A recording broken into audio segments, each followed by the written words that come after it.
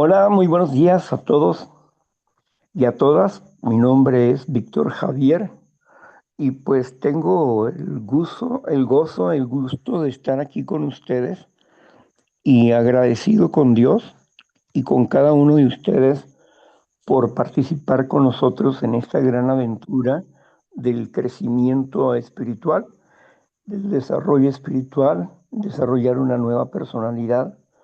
Me da alegría que estén con nosotros en este martes. Hoy está con nosotros la compañera Marla, quien estará ayudándonos con la lectura de la reflexión del día de hoy y también nos ayudará con la lectura del Evangelio. Así es que adelante, Marla. Claro que sí, muy buenos días, Víctor. Buenos días, compañeros. Y les voy a leer la chequera de Dios del 2 de diciembre que se encuentra en el Salmo 16:8 y dice así: A Jehová he puesto siempre delante de mí, porque está a mi diestra, no seré conmovido. Esta es la manera de vivir. Con Dios siempre delante de nosotros tendremos la más noble compañía, el más santo ejemplo, la más dulce consolación y la más poderosa influencia. Esto debe ser un decidido acto de la mente, he puesto, y debe mantenerse como algo firme y establecido.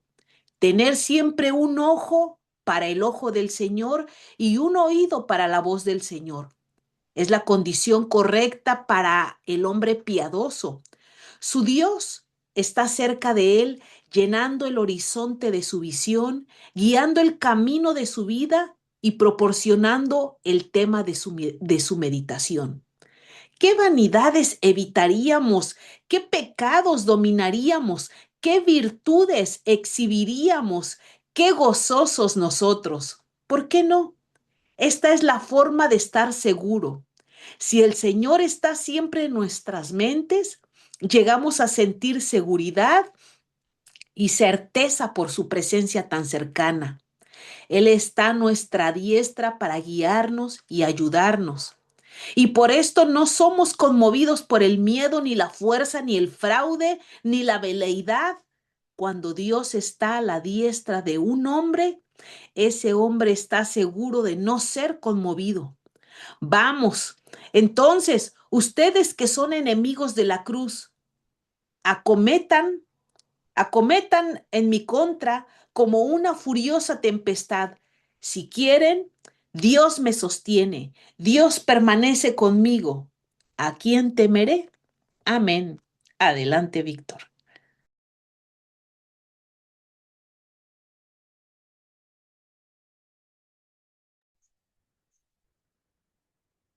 Bien,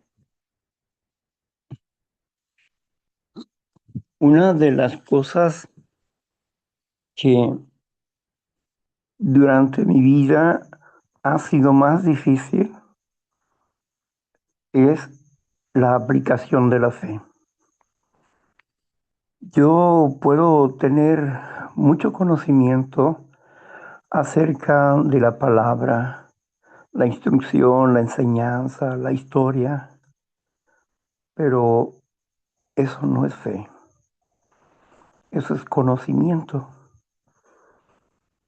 La fe es cuando la aplicamos en nuestras vidas y muchas veces vivimos como si no tuviéramos fe.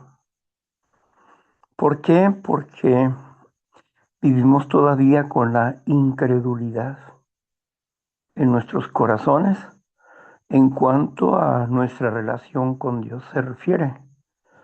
No creemos que nos haya perdonado nuestros pecados, aunque hablamos del perdón de pecados y seguimos sufriendo por ellos.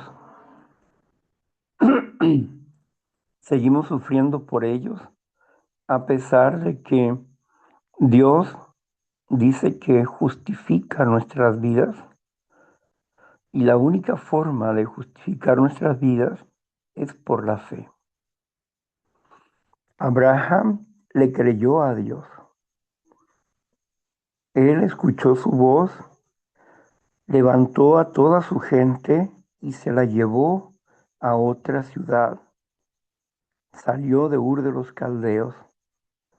¿Por cuánto tiempo estuvo Abraham en Ur de los Caldeos?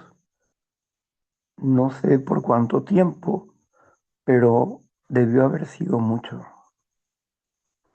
porque ahí estaba estacionado él, viviendo. Sin embargo, Dios le dijo, sal de tu tierra y tu parentela, y te llevaré a la tierra que fluye leche y miel. Y entonces Abraham se levantó y se llevó a su familia y a su padre Taré. Abraham obedeció a Dios, escuchó la voz de Dios y la aplicó en su vida. Escuchó los preceptos y los mandamientos de Dios y los aplicó a su vida. Y a veces, pues, eh, como mi experiencia me lo indica, vivimos muchos años creyendo que estamos en Dios, pero estamos viviendo una fe sin fe. Es decir, no vivimos por obediencia, vivimos por conocimiento. Y ahí no está la fe. Por eso es importante creerle a Dios, para poder vencer los miedos, para poder vencer en nosotros el resentimiento, la venganza, para poder deshacer el enojo o cualquier patrón de conducta negativo en el que estemos viviendo. Sin fe es imposible agradar a Dios, pues es necesario creer que Dios existe y conocer que Dios premia a los que le buscan. Pero si no le buscamos, si no intentamos aplicar esta confianza en Dios, ¿cómo podemos estar firmes en Él? ¿Cómo podemos esperar que nos rescate? ¿Cómo podemos decir, aunque un ejército armado acampe alrededor de mí, no temeré mal alguno? Porque tú me harás ser esforzado y porque tú me ayudarás a salir de toda situación y tú me mantienes firme cada día. No, no es el trabajo de Dios el mantenernos firmes, sino que la firmeza está cuando yo aplico mi fe. Entonces Dios cumple su parte manteniéndome firme delante de su presencia. Y nada puede doblegarnos en ese aspecto. ¡Qué bendición! Así que les invito a que apliquemos nuestra fe, que nuestra fe no sea vana, solamente en conocimiento, sino que tenga frutos en actos reales en nuestras vidas. Amén. Gracias, Marla. Muchas gracias, Víctor. Y bueno, ahora continuamos con la lectura y esta vez toca la lectura de San Juan 13 y voy a leer del 1 al 20 porque es la historia de Jesús lava los pies de sus discípulos. Y ya después, si quiere que nos regresemos, pues lo hacemos. Dice así: antes de la fiesta de la Pascua, sabiendo Jesús que su hora había llegado para que pasase de este mundo al Padre, como había amado a los suyos que estaban en el mundo, los amó hasta el fin. Y cuando cenaban, como el diablo ya había puesto en el corazón de Judas Iscariote, hijo de Simón, que le entregase, sabiendo Jesús que el Padre le había dado todas las cosas en las manos y que había salido de Dios y a Dios iba, se levantó de la cena y se quitó su manto y tomando una toalla se la ciñó. Luego puso agua en un lebrillo y comenzó a lavar los pies de los discípulos y a enjugarlos con la toalla con que estaba ceñido. Entonces vino a Simón Pedro y Pedro le dijo, Señor, ¿tú me lavas los pies? Respondió Jesús y le dijo, lo que yo hago tú no lo comprendes ahora, mas lo entenderás después. Pedro le dijo, no me lavarás los pies jamás. Jesús le respondió, si no te lavo los pies, no tendrás parte conmigo. Le dijo Simón, le dijo Simón Pedro, Señor, no solo mis pies, sino también las manos y la cabeza. Jesús le dijo, el que está lavado no necesita sino lavarse los pies, pues está todo limpio. Y ustedes limpios están, aunque no todos, porque sabía quién le iba a entregar. Por eso dijo, no están limpios todos. Así que después que les hubo lavado los pies, tomó su manto, volvió a la mesa y les dijo, ¿saben lo que he hecho? Ustedes me llaman maestro y señor y dicen bien, porque lo soy. Pues si yo, el señor y maestro, he lavado sus pies, ustedes también deben lavarse los pies unos a los otros, porque ejemplo les he dado, para que como yo he hecho, ustedes también hagan.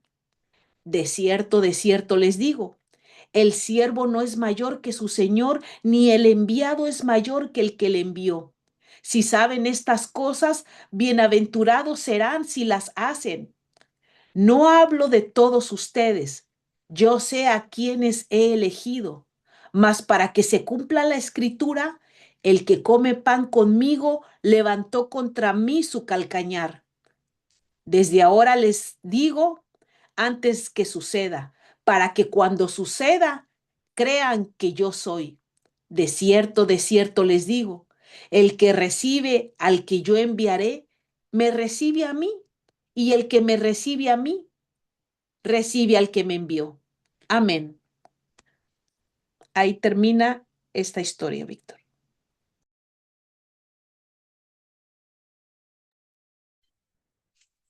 Bien.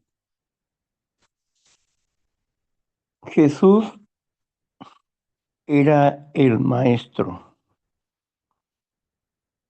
Y en esta versión que nos da Juan acerca de este pasaje de Jesús, nos habla de esa preparación. Y él se levanta y toma con él una palangana, se ciñe la toalla, porque lavar el pie de los otros era un sinónimo de esclavo. Jesús había dicho, yo vengo a servir, no a ser servido. Ese fue el ejemplo de Jesús. En todo momento, él no se comportó como el hombre que merecía la atención de todo el mundo. No, a Jesús no, él no buscaba los halagos del hombre, ni buscaba las posesiones humanas. Él buscaba hacer la voluntad del Padre que lo envió. Ese era el objetivo. Él entendía que él era un vocero del Dios Altísimo y que se le había dado el honor de participar como el Cordero de Dios que quita el error del mundo. Y aquí vemos a Jesús levantarse, yendo a sus discípulos y lavándole a cada uno los pies. Yo no sé si ustedes hayan tenido la experiencia de el lavamiento de los pies. Yo tuve experiencias y la experiencia nos habló de las actitudes de nosotros mismos y de otras personas. Cuando empezamos a lavarnos los pies, los que ministrábamos en la congregación, pues todos veníamos preparados con las toallas y eso, ¿no? Pero ahí cada uno fue lavándole los pies uno al otro. Nos tocó una persona, yo le iba a lavar los pies a una persona y otra persona me iba a lavar los pies a mí. Así era. Entonces, eh, la persona me lavó los pies y yo le iba a lavar los pies, pero la persona se levantó y se fue. No quiso. ¿Mm? Bueno, y de todos fue el único que se fue. ¿Por qué lo hizo?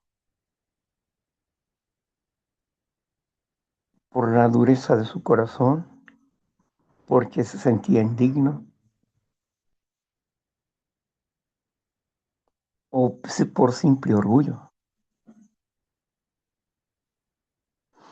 Y de los servidores que estábamos ahí, de los servidores que estábamos ahí, él fue el primer servidor que abandonó la congregación. Dejó el ministerio.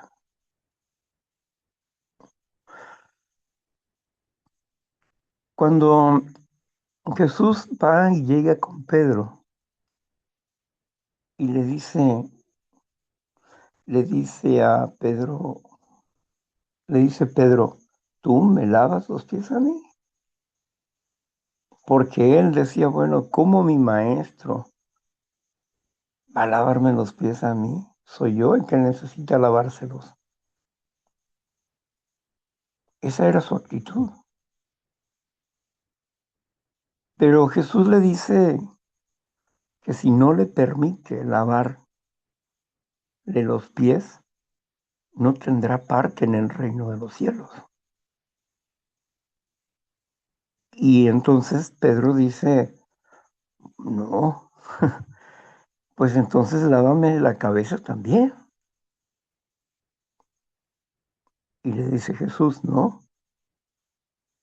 porque ustedes están limpios. Lo único que necesito lavarles es los pies. Pero Pedro le sigue diciendo Jesús, mira Pedro, tú esto no lo comprendes hoy, pero más adelante lo vas a entender. Y Pedro aceptó porque quería estar dentro del reino de Dios, no quería estar fuera. Y le lavaron los pies. Le lavó los pies Jesús. Luego va a la mesa y Jesús dice, ustedes dicen que yo soy su maestro. Y tienen razón porque lo soy. Y todos ustedes están limpios, excepto uno. Y se los digo hoy porque para darles testimonios, para que cuando las cosas pasen, ustedes crean. Jesús estaba diciéndoles, yo les doy mi palabra y mi palabra es verdad. Y cuando pasen las cosas, ustedes se van a acordar de mi palabra y se darán cuenta que hablé con verdad, porque yo no vengo de mí mismo, sino vengo del que me envió. Y el mandamiento que el que me envió me dice, yo lo comparto. El que cree en el Padre cree en mí. El que oye al Padre me oye a mí.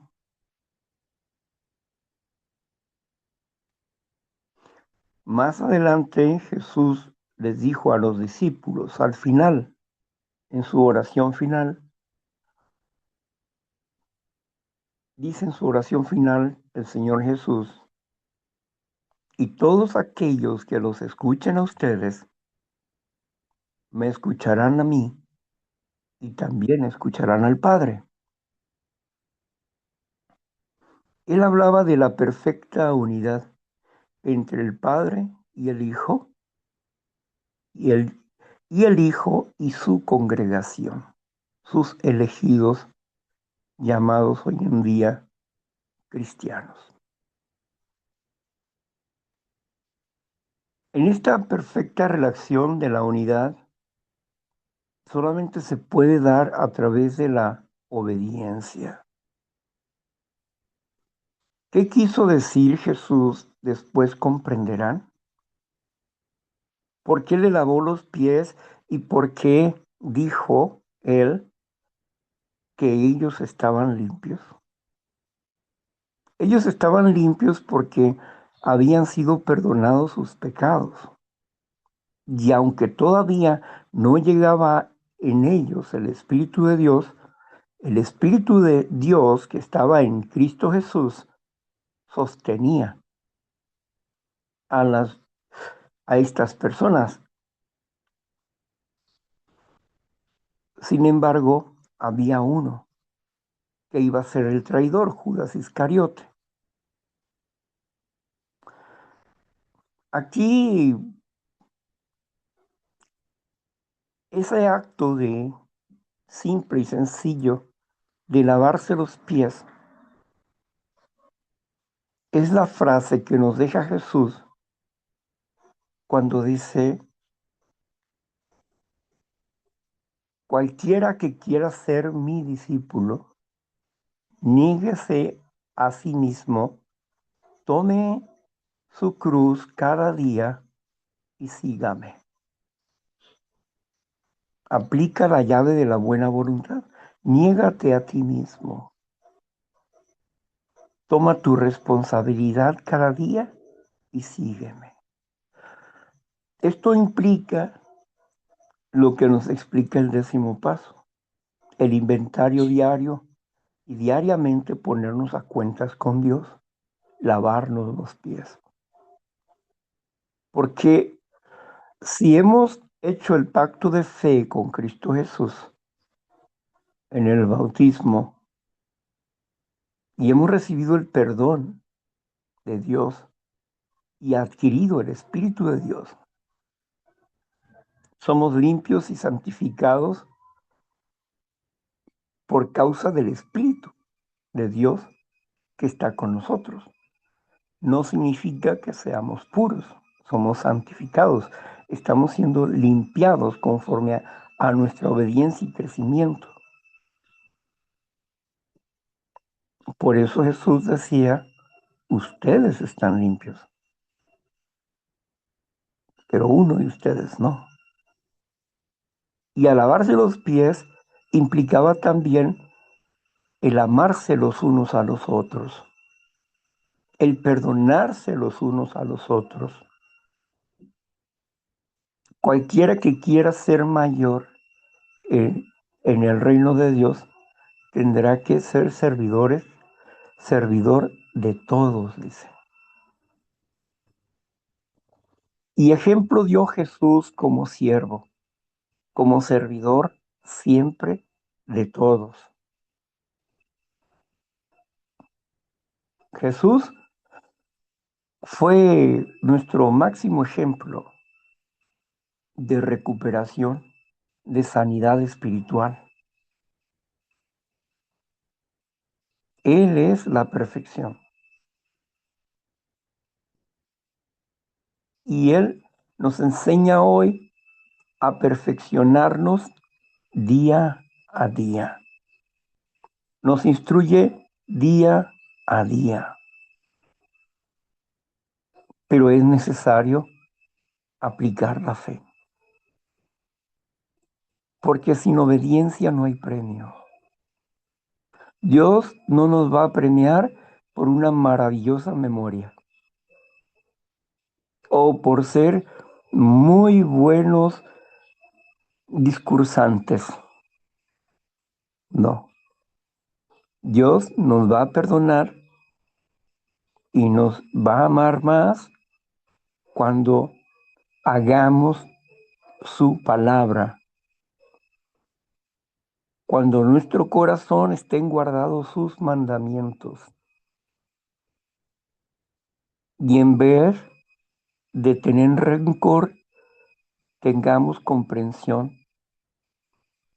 En vez de odiar, tengamos perdón. Y en vez de aborrecer, tengamos amor.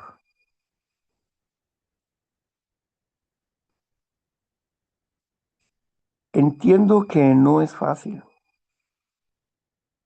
porque para mí no lo fue al principio. Hoy sí, pero al principio no fue así. Pero debemos de hacer la voluntad de Dios. Si, no, si nos equivocamos, enmendamos el error. Pero hacemos la voluntad de Dios. Y lo importante es llegar y permanecer en Cristo Jesús. Que ninguna idea nos saque del camino. Ninguna mala información nos saque del camino. Si yo amo más mis emociones y mis sensaciones que al Señor Jesús, voy a perder la visión de la realidad de la fe que Él quiere que yo tenga. Y no estaré siendo fiel. ¿Por qué? Porque mi acción está, o mi visión está en las sensaciones, en las emociones, y no en la razón. Aprender a razonar la palabra de Dios y aplicarla es nuestra espiritualidad y es nuestra fuerza, nuestro aliento, y es lo que nos dice, vamos por buen camino. Y nos sentimos bien, porque andamos en la luz y no en las sombras, porque todo lo que hacemos a escondidas un día saldrá a la luz, pero si andamos en la luz es que no le tenemos miedo a las tinieblas y lo que hacemos lo consideramos recto, porque no transgredimos la ley. Por eso, cuando alguien diga, ¿cómo puedo saber si estoy haciendo bien? Piensa esto. Lo que haces, lo que haces, ¿te avergüenza o te avergonzará en el futuro delante de Dios? Si lo que haces a escondidas te avergüenza y te hace ser indigno, quiere decir que estás haciendo las cosas inadecuadamente. ¿Por qué? Porque si sabes hacer el bien y no lo haces, transgredes la ley de Dios, violas, quebrantas el mandamiento de Dios. El que aplica las cosas sin fe no agrada a Dios. Y cuando nosotros aplicamos las cosas porque estamos aprendiendo, podemos sentirnos incómodos. Pero una cosa es sentirnos incómodos y otra cosa es tener vergüenza o miedo a ser descubierto.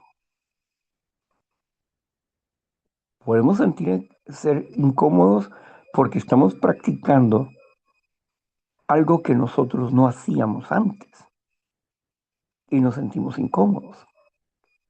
Pero esa incomodidad va a pasar. Si perseveramos, nuestra manera de actuar, de hablar, de ser, será siempre permanente. Y no vamos a sentir vergüenza porque hablemos de la forma en que nosotros hablamos, ¿no? Otros son los que se tienen que avergonzar con sus acciones y actitudes, no los hijos de Dios. Bueno, vamos a continuar con la lectura. Claro que sí, y continuamos con la siguiente lectura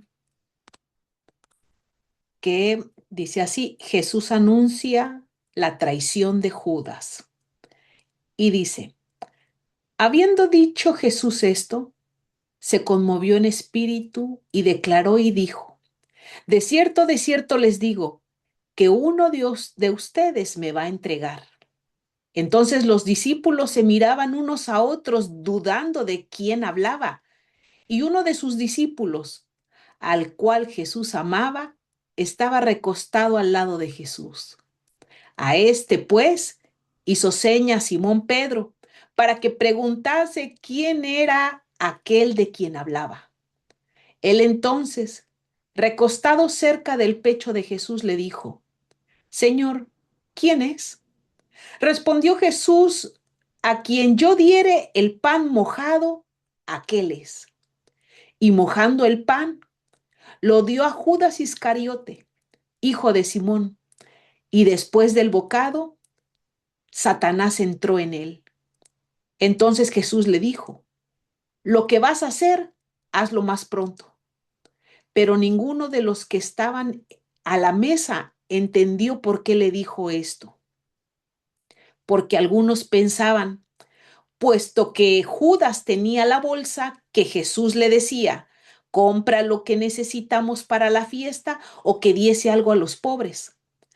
Cuando él pues hubo tomado el bocado, luego salió y ya era de noche. Entonces, cuando hubo salido, dijo Jesús, ahora es glorificado el Hijo del Hombre y Dios es glorificado en él. Si Dios es glorificado en él, Dios también le glorificará en sí mismo y enseguida le glorificará. Hijitos, aún estaré con ustedes un poco. Me buscarán, pero como yo dije a los judíos, así les digo ahora a ustedes, a donde yo voy, ustedes no pueden ir. Un mandamiento nuevo les doy, que se amen los unos a los otros, como yo los he amado, que también se amen unos a los otros. En esto conocerán todos que son mis discípulos si tuvieren amor los unos por los otros. Bueno, creo que leí mucho, Víctor.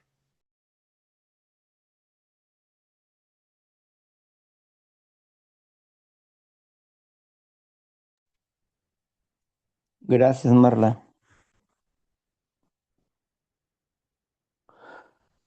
Cuando Jesús está en la cena y el joven Juan estaba con él, reclinado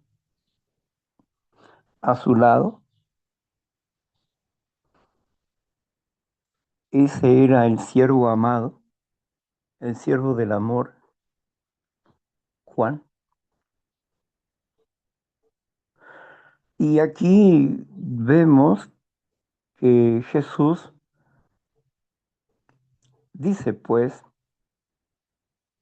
que uno de ellos iba a traicionarlos, pero ellos no entendían de qué manera. Si lo hubieran entendido, hubieran detenido a Judas. Ellos no podían comprenderlo. Las palabras de Jesús que hoy para nosotros nos parecen claras, pero para ellos no era clara, porque en ese momento no se podía revelar la realidad, porque entonces no se cumpliría la profecía que se había dicho sobre Judas. Así que cuando pregunta a Pedro y le dice a Juan que le pregunte de quién se trata, porque estaban dudando entre ellos, Jesús les da una señal y les dice, el que coma del pan que yo humedezca, este es.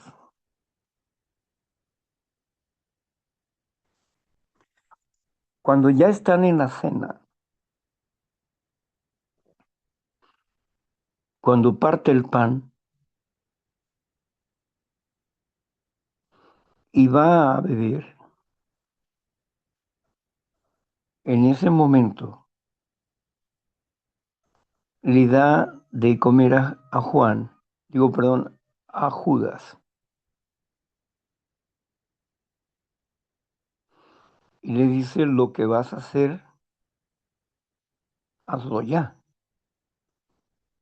Y en ese momento el enemigo tomó la rienda de Judas.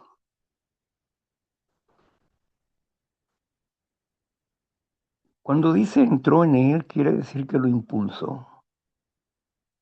No es porque el diablo mismo haya entrado en Judas, no, sino que lo impulsó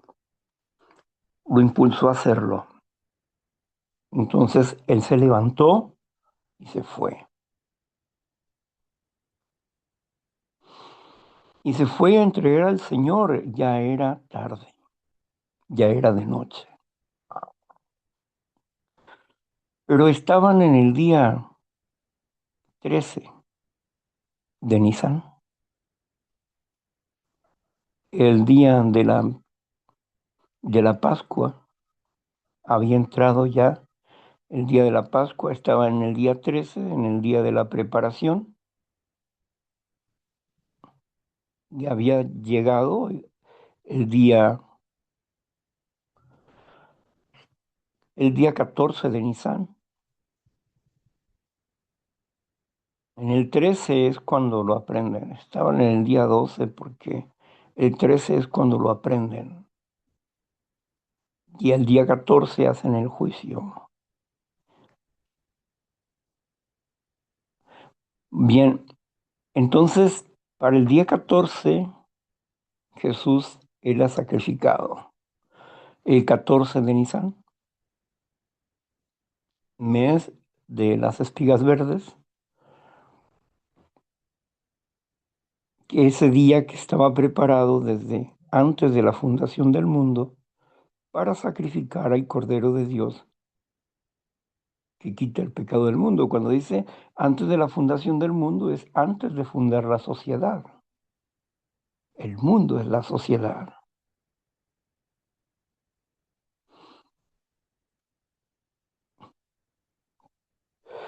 Los apóstoles habrían de revelar las cosas de Cristo. Cristo había revelado las cosas del Padre a los apóstoles y ellos habrían de revelar las cosas de Cristo.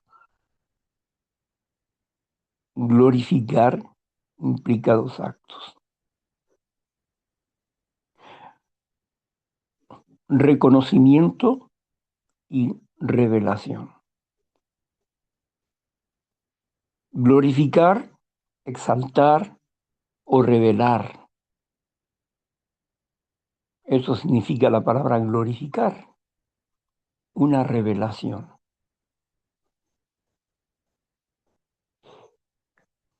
Por eso dice, me glorificó mi Padre, me reveló mi Padre delante de ustedes. ¿Por qué? Porque me hizo hacer todo lo que Él hizo, todo lo que Él me dijo, yo se los he revelado a ustedes. Por eso es que ustedes son glorificados, exaltados por la palabra que está en ustedes, por el Espíritu de Dios que está en ustedes. Jesús estaba diciendo que esa acción de la última cena era era con el motivo de exaltarlos, que Él iba a ser exaltado delante del Padre, que el Padre lo iba a glorificar porque Él había glorificado al Padre y que Él iba a glorificar a sus apóstoles.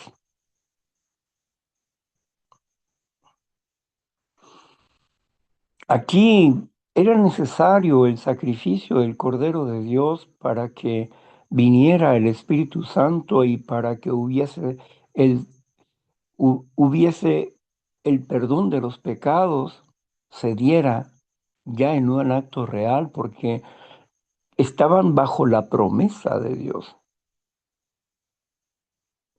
pero había que cumplir la promesa con el bautismo.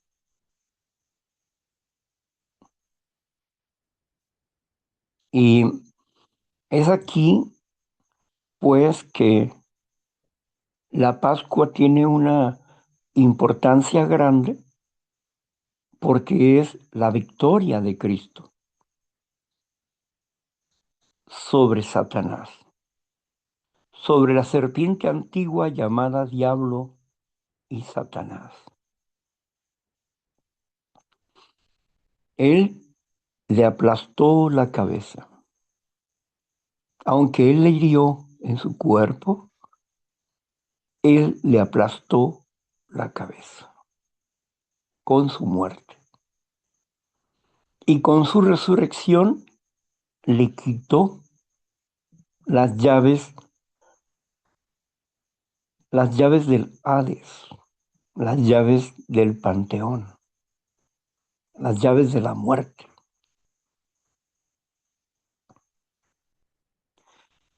Y por eso tuvo victoria, porque dice, ¿dónde está, oh muerte, tu aguijón? ¿Dónde, oh sepulcro, tu victoria?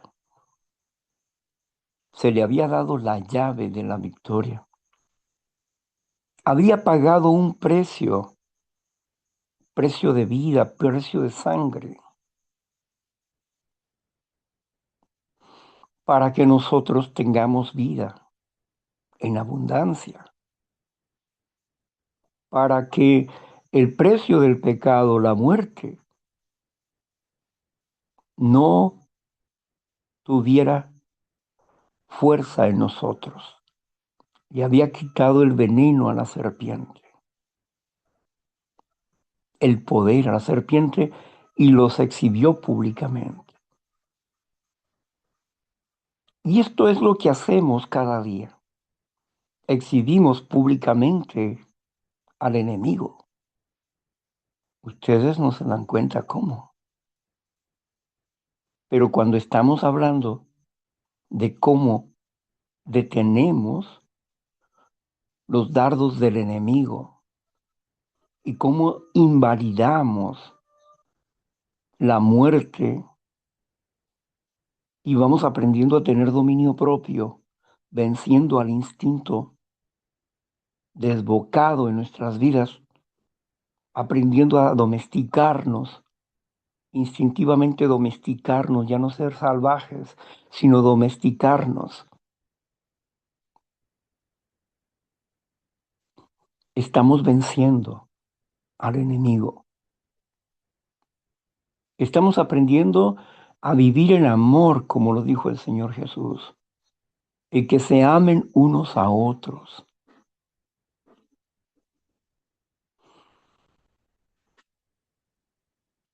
Yo no acepto el chisme de otras personas o de cualquier persona, no, de nadie. Acepto el chisme que me hable de otra persona.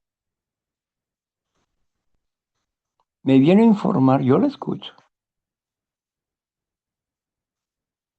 pero no me hago cómplice. No le sigo el juego,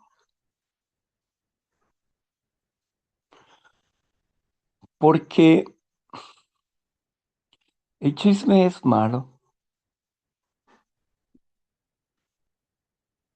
A veces las personas creen que tienen un secreto sobre la otra persona para mm, tumbarle el amor de otros.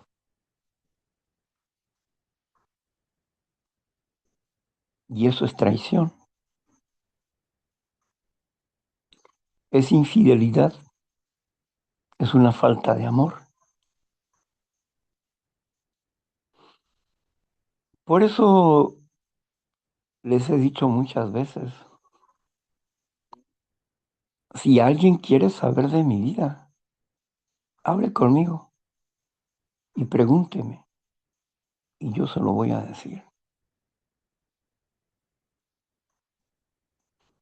Porque las cosas que yo no digo de mí y que el mundo sabe de mí, no las digo por prudencia, no porque tenga miedo a que las personas sepan, no, pero cualquiera que tenga dudas de mí puede hablar conmigo y yo se lo diré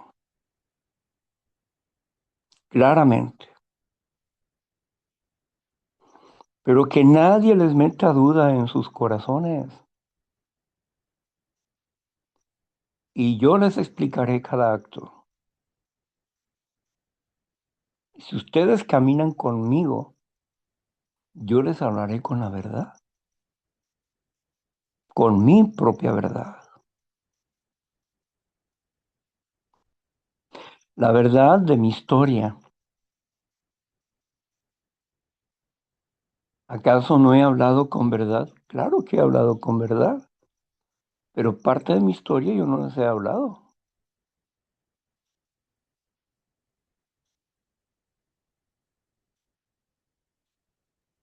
porque también esto es una prueba para las personas que nos rodean, porque si son reales, honestos y cabales, van a comprender. Si no lo son, se van a ir, pero nunca lo comprobaron con mi propia persona. Es como cuando una persona se casa, tuvieron noviazgo, se casa,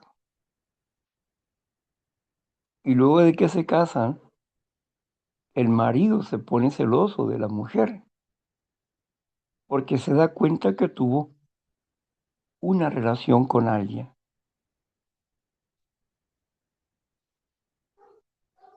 ¿Es justo eso? No. No, porque el amor perdona todo, todo lo perdona. Y el amor sabe cargar con el sacrificio de la otra persona. No juzga el error, sino cura su herida.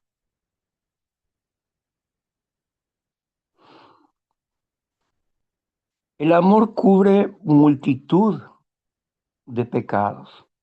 No somos cómplices de nadie, pero cubre multitud de pecados. Porque mucho se nos ha perdonado y por eso mucho perdonamos en nuestra vida diaria.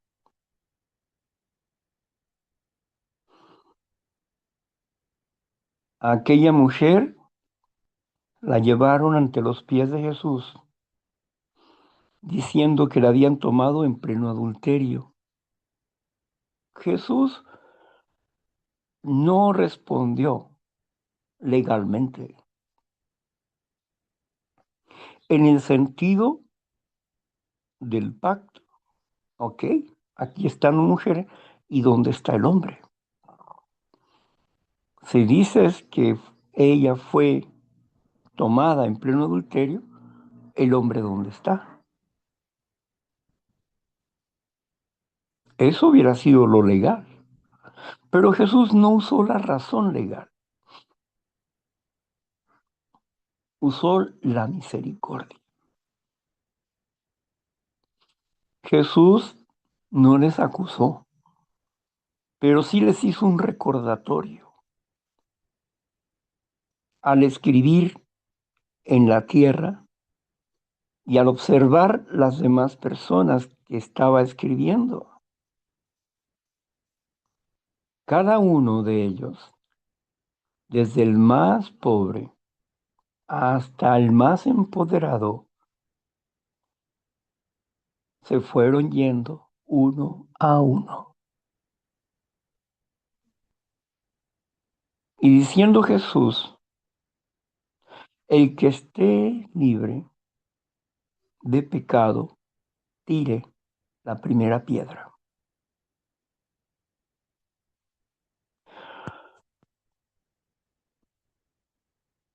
Y luego le dijo a la mujer, mira, ¿quién te juzga? Nadie, Señor. Entonces levántate, vete y no lo vuelvas a hacer.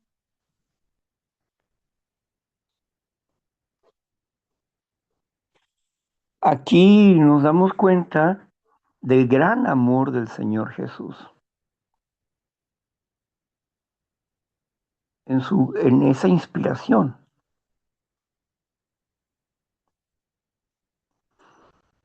que si una persona comete adulterio o fornicación, no es problema nuestro. Es una situación entre Dios y la persona, porque Dios dijo, yo juzgaré al adúltero y al fornicario. No le dejó el juicio a la congregación. A la congregación le dejó un mensaje de vida. Cuando el apóstol Pablo les habla de aquel hombre que está teniendo relaciones con su madrastra, la mujer de su padre, Y ustedes lo saben y lo consienten, le dijo a los corintios. Ustedes lo saben y lo consienten. Yo he juzgado a ese hombre. Por qué dice así el apóstol Pablo que ha hecho un juicio sobre ese hombre? Porque era la cabeza de la congregación. Él tenía la autoridad. Él no iba a juzgar al mundo, pero era necesario limpiar la congregación. Entonces, él le dice, bueno, ustedes también, como ya ha sido juzgado por mí, saquen a ese hombre de la congregación, porque yo ya lo he puesto en manos del enemigo, del diablo, dice. Entonces, el hombre es sacado de la congregación y Pablo se alegra por ellos. Obedecieron y Pablo se alegra por ellos. Pero después, en la segunda carta, explica el apóstol Pablo, vayan, vayan a consolar a ese hombre, vayan a consolarlo para que no se consuma en demasiada tristeza y seamos nosotros instrumento del diablo. Pablo no lo juzgó, no lo sentenció para destruirlo. Hizo un juicio para limpiarlo y para que la congregación estuviera limpia. El hombre es posible que haya estado unos 2 años fuera de la congregación, pero a pesar de estar fuera de la congregación, tenía una relación pastoral, una asesoría pastoral. Y luego después de que pasar ese tiempo y que Pablo escribe, y escribe porque de seguro Pablo ya tenía noticias de su nuevo comportamiento, de cómo el hombre había tomado las cosas y cómo estaba cambiando de actitud, se había arrepentido de esa situación y lo regresa a la congregación. El amor de Dios debe de estar en nosotros. Nosotros no somos jueces, no somos verdugos ni jurado de nuestros hermanos. Todo el juicio está en manos de Dios, no en nosotros. Pablo nunca lo sentenció a la muerte, porque no había hecho un pecado de muerte, había hecho un pecado, sí, pero no de muerte. Y aunque la paga del pecado es muerte y todo pecado es de muerte, cuando se está hablando de muerte, se está hablando de la muerte espiritual, que es la separación del hombre y Dios, pero no es la muerte eterna, no es el juicio final.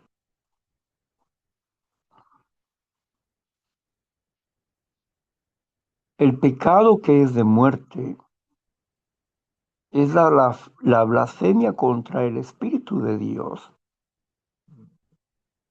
porque Dios, que conoce el corazón y el pensamiento del hombre, sabe cuál fue el impulso y los motivos reales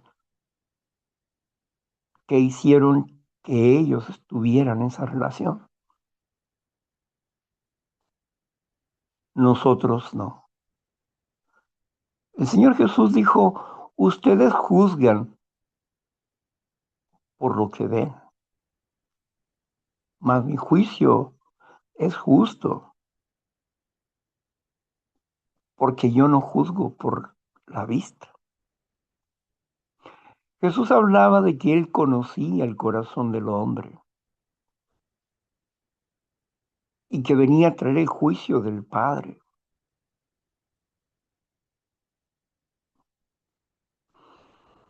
Y él mismo dijo, yo no los juzgo. Es una paradoja.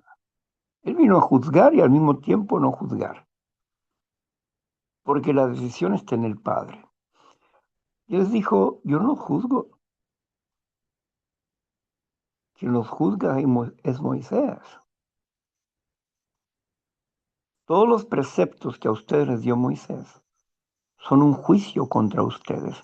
Por eso se llama el arca del testimonio de un pacto con Dios, como ustedes iban a tener un comportamiento y ustedes no estuvieron a la altura de esos comportamientos, sino que se envanecieron tratando de engañar a Dios.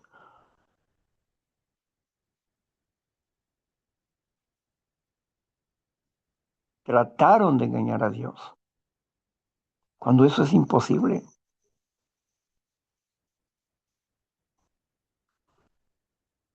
Por eso yo no lo juzgo, sino son sus actos, sus acciones, los que los juzgan a ustedes.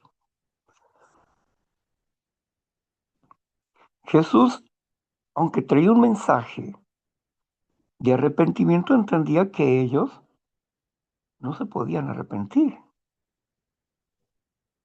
no se podían arrepentir. ¿Por qué? Porque ellos, que eran el olivo real, parte de ellos tendría que ser endurecido, y esa parte que se endureció era la parte gobernante principalmente, y no la mayoría. La mayoría se endureció, pero una minoría dentro de esos gobernantes creían en Jesús. Tenían conocimiento que era el Mesías, pero no aplicaban su fe. Lo seguían de lejos por miedo a sus compañeros, porque estaban atados a un compromiso político bajo la bota de Roma.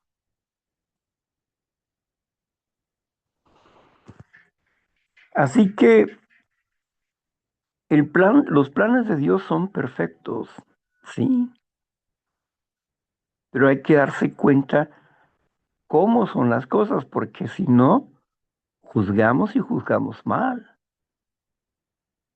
porque no comprendemos cómo Dios trabaja y por qué lo hace. Todas las almas son de Dios. Dios puede aniquilar todas las almas y puede volverles a dar vida. Y eso es lo que sabía Abraham. Todas las almas pueden morirse o destruirse entre ellos, pero Dios los levantará, les dará vida. Esa es la diferencia entre el hombre y Dios. Dios puede hacerlo, pero el hombre no. El hombre no puede darle vida a otro hombre. El hombre no puede devolver la vida a nadie, pero Dios devolverá la vida a todos aquellos que fueron muertos injustamente, aquellos que quedaron trabados, atorados y que intentaron suicidarse, que se suicidaron. Dios no va a rechazar su memoria, porque es producto del pecado. ¿Cuándo se desbocaron nuestros instintos? Desde la infancia. Así que inocentemente fuimos atrapados para cuando despertamos, nuestro instinto ya estaba desbocado. En parte dominábamos y en parte no dominábamos.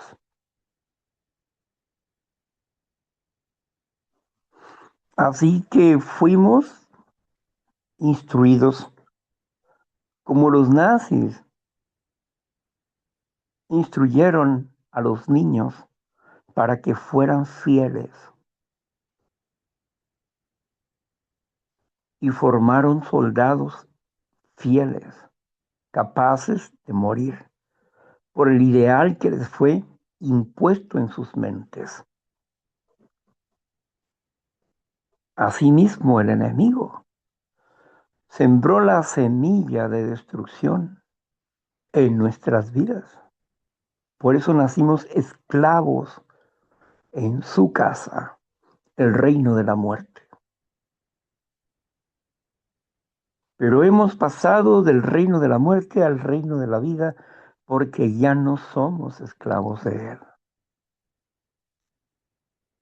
Porque hoy, por la gracia de Cristo, por el amor de Jesucristo, que nos ha escogido y ha perdonado nuestros pecados, ha lavado nuestros pecados y estamos en la regeneración de nuestro espíritu,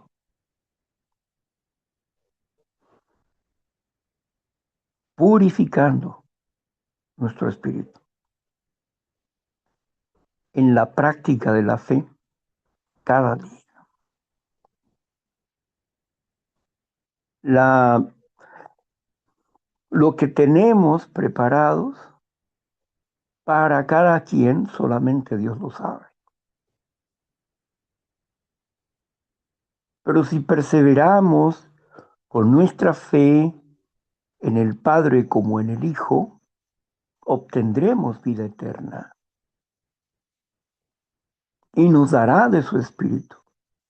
Y su nombre estará ungido en nuestra mente. El nombre del Padre y el nombre del Hijo. Y estaremos entrenados para unir nuestro espíritu humano al Espíritu de Dios, quien santifica nuestro espíritu humano, quien limpia nuestro espíritu humano, quien nos da la sabiduría y el poder para hacerlo. Así que, mis queridos oyentes, amigos, compañeros, hermanos,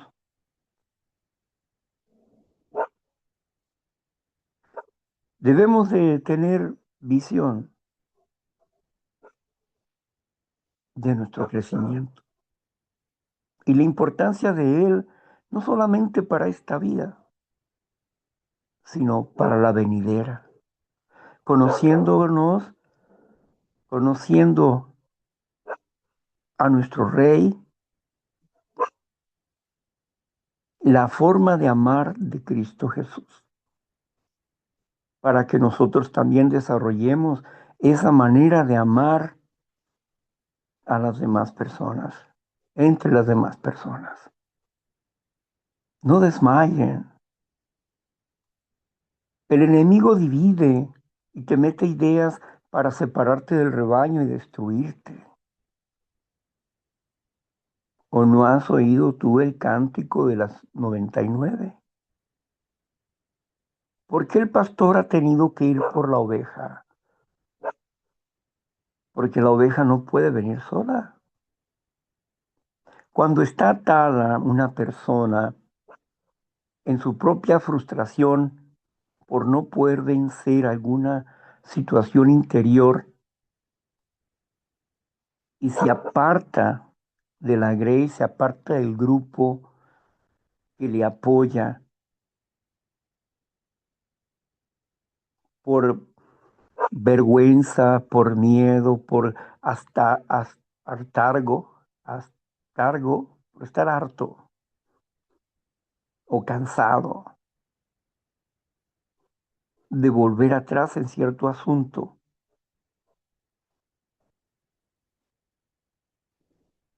es porque el enemigo ha sembrado una idea y la fe se ha vuelto débil en la persona. Pero si somos fuertes, regresamos y trabajamos realmente con lo que debemos hacer en realidad, porque algunos se conforman con la asesoría que viene después de que nosotros compartimos, pero eso no es suficiente y lo van a ver. Pueden escuchar todos los audios que quieran,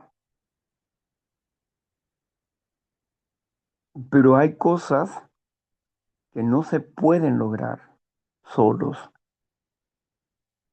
Pueden tener la técnica, pero la aplicación de la técnica en cada vida es diferente.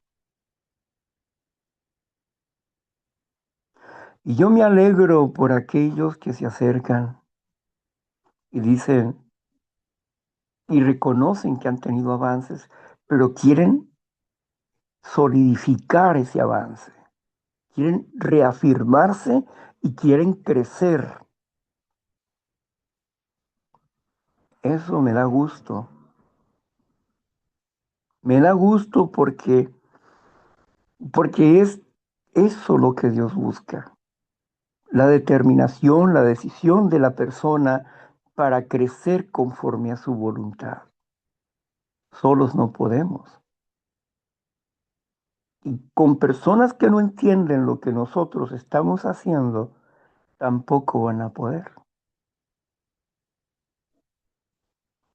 Porque como dijo el apóstol Pablo, no les hablamos con palabras meramente humanas, sino con palabras de poder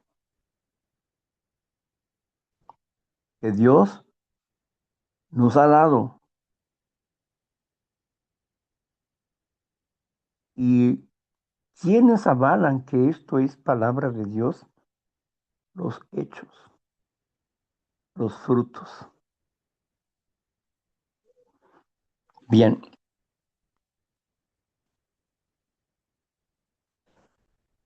pues yo agradezco enormemente que estén en esta mañana con nosotros. Vamos a finalizar nuestro servicio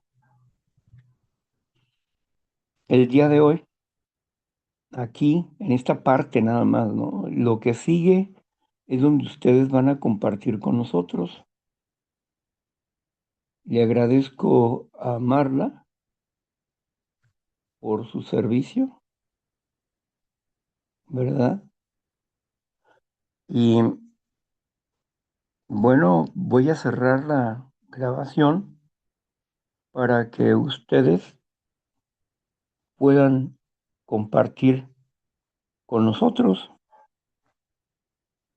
su experiencia, sus preguntas o bien lo que ustedes quieran compartirnos.